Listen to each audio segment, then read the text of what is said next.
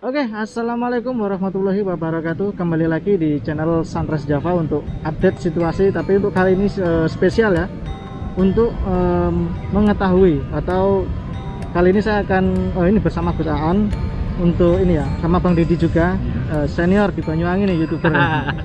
Jadi vlog misteri ya. Iya, vlog misteri. Siap. Oke, untuk kali ini saya ingin menjawab pertanyaan beberapa teman-teman dengan ahlinya lah ya. Kalau saya kan yang menjawab, saya nggak bisa apa-apa ini ya. Jadi saya mau menjawab dengan ahlinya langsung. Bagaimana sih ciri-ciri orang atau manusia yang memiliki kodam? Begitu guys ya. Siap. Oke, ikutin terus teman-teman di Sunrise Java.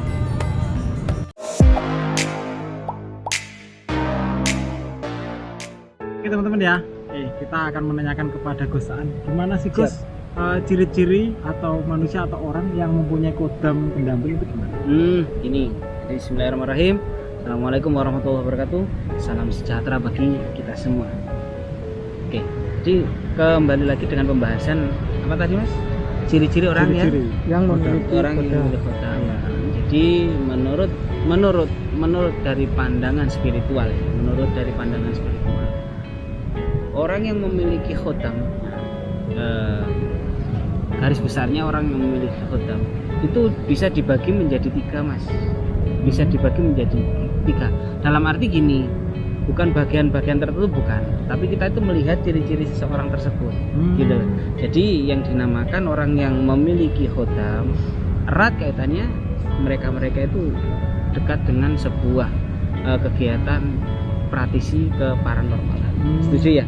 Nah, jadi gini Mas, kalau menurut sudut pandang spiritual sebenarnya dibagi menjadi tiga itu gini. Nah, yang kita lawan bicara kita satu, kita harus tahu dulu minimal beliau adalah sekelas kiai ataupun ulama ataupun umarok, itu dulu. Udah, terus yang kedua beliau adalah budayawan ataupun ahli sejarah, dan yang ketiga dukun.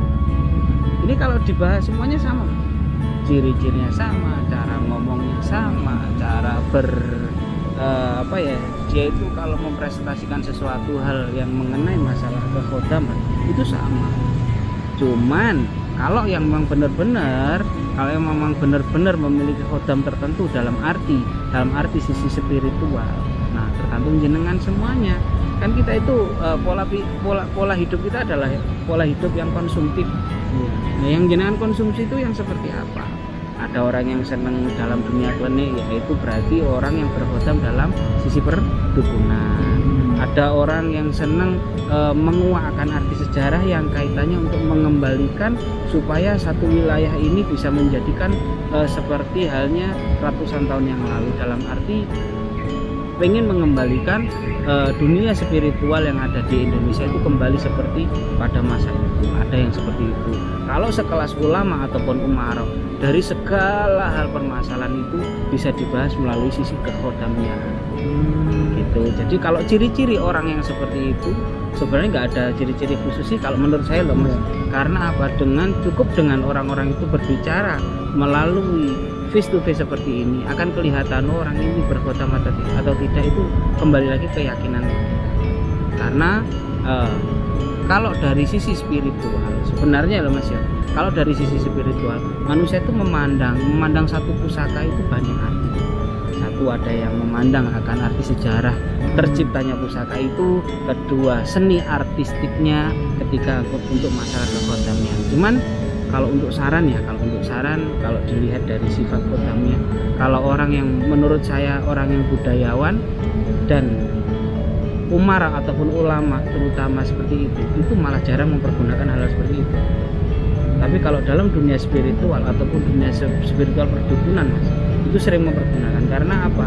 Dalam sisi penjelasan mereka lemah, sehingga untuk mendapatkan hal yang lebih dari kelemahan dia itu dia mempergunakan gitu loh. Sehingga ada sebuah keilmuan yang dinamakan weruh sakdurunge winah. Nah, itu karena ada yang memberitahu gitu loh. Ada yang berkhodam malaikat, ada yang berkhodam jin, bahkan ada yang berkhodam. Mungkin ada pertanyaan dari Mas Andre. Mungkin gini, takutnya kan ada teman-teman yang baru bergabung di video ini Siap. yang belum tahu kodam itu apa sih, kan takutnya ada yang belum tahu. Mungkin bisa dijelaskan Gus, kodam itu apa? Kalau khodam itu sebenarnya dalam bahasa, arti bahasa dasarnya khodam itu adalah penunggu. Dalam arti bahasa aslinya itu adalah penunggu. Lah yang ditunggoni apa gitu loh. Kalau yang ditunggoni pusaka itu bukan berarti pusakanya ada khodamnya, bukan. Itu ada kaitan sejarah yang memang kita tidak boleh memotong secara khusus. Pusaka mau nek setan, oh tidak, itu berkaitan Mas.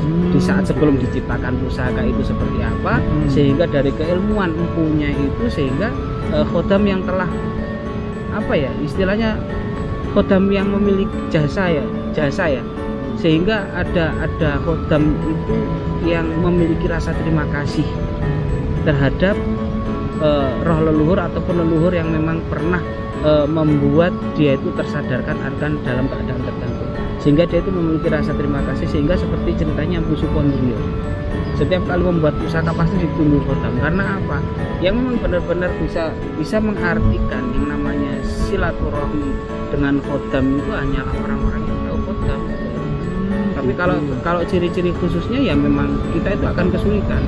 Tapi saran dimana semua pemirsa ya, apalagi khususnya bagi pemirsa, kalau jenengan itu mau bersilaturahmi terhadap seseorang yang kaitannya itu jenengan yakini semua bahwasanya beliau itu adalah orang-orang yang memiliki ilmu. Jangan langsung dipotong, tidak boleh terus musyrik dan lain sebagainya, jangan. Kita laksanakan dulu perjalanan ini seperti halnya sisi kemanusiaan kita silaturahmi saja. Terus arahnya kemana nanti? Kalau kita itu diajak arahnya itu bersyukur terhadap Allah Ta'ala, bersyukur terhadap Tuhan yang Maha Kuasa, monggo lanjutkan silaturahmi. Cuman nanti kalau arahnya ke sana istilahnya seperti ini pesugihan ke sana ini, nah tolong difahami kembali, pertebal ilmu sisi-sisi keagamaan, sisi-sisi spiritualitas kalian semua, supaya kalian tidak tersesat akan hal-hal yang itu saran saya. Iya, jadi ada sebuah dalam sisi-sisi experience of religion kita harus memang kita pertebal supaya apa? Kita bisa membedakan.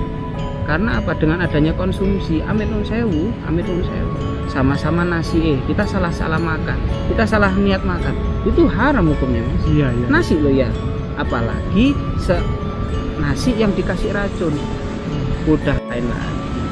Sehingga ada tatanan, ada beberapa hal yang memang kaitannya manusia itu adalah makhluk yang sempurna diciptakan Allah, supaya Allah itu tidak kecewa dengan ciptaannya. Ya sampean harus berpikir tentang keagamaan supaya dalam sisi jenengan untuk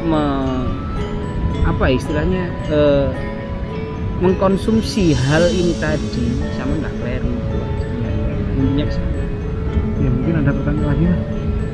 Mungkin penjelasan kodam, semoga teman-teman ini ya, kalau Iya. mungkin kalau ada pertanyaan lagi mungkin tulis aja di kolom komentar. Siap. Misalkan pengen secara live juga bisa. Oke. juga gini Mas, mungkin juga ada salah tutur kata kalau saya, karena kita semua adalah belajar, bukan berarti yang ada di sini yang namanya Gus selalu bagus. Oh enggak, saya juga manusia biasa. Al-insanu mahlul khata'wan nisyan. Manusia itu adalah tempatnya salah dan lupa. Cuman setidaknya kalau satu lupa satu mengingatkan, nah itulah adalah fungsi dari manusia, itu adalah makhluk sosial. Sehingga sisi-sisi sosial seperti inilah yang digandrungi terus dikangeni oleh para leluhur terdahulu, supaya apa? Dia bisa menjadi contoh. Karena apa? Wong nggak ngerti terus sowan terhadap orang yang ngerti, adu kaweruh, sehingga dari satu yang mengerti menjadi dua orang yang mengerti, terus menjadi sebuah tutur sembur. Akhirnya kuat silaturahmi kita untuk mempertahankan satu sama lain. Oke teman-teman ya, itu tadi penjelasan bersama Gus tentang ciri-ciri manusia yang berkodam ke Ya, semoga video ini bisa memberikan edukasi buat teman-teman semuanya yang ada di rumah ya. Terutama itu. Mungkin juga ada ciri-ciri khusus gini Mas. Kalau kita itu menghadapi seseorang, apalagi orang itu yang dikenal dan terkenal dengan adanya sisi keparanormalan, terus ada praktek di saat mereka itu mempraktekkan sesuatu dalam arti apa saja, bisa menyembuhkan orang, bisa dalam arti memanifestasikan benda gaib menuju nyata, dan juga hal apapun, pokoknya praktek ya. Terus dia itu sering ngomong sendiri, dia itu sering berhadap biasanya itu bisa menghadap ke kiri. Terus dia itu seolah-olah seperti umi-umi berbicara sesuatu hal bersama hal yang tidak kelihatan. Biasanya seperti itu sih ciri-ciri. Kalau nggak gitu ada misalkan ya ada ini pengalaman pribadi saya. Jadi kalau ada tamu ataupun ada pasien yang harus ditangani, diambil pusaka terus pusaka taruh di telinga. Nah itu biasanya ya seperti itu. Orang-orang yang bisa bekerja melalui sistem kodamnya. Berarti beda sama ini Gus ya, kayak orang indigo gitu beda.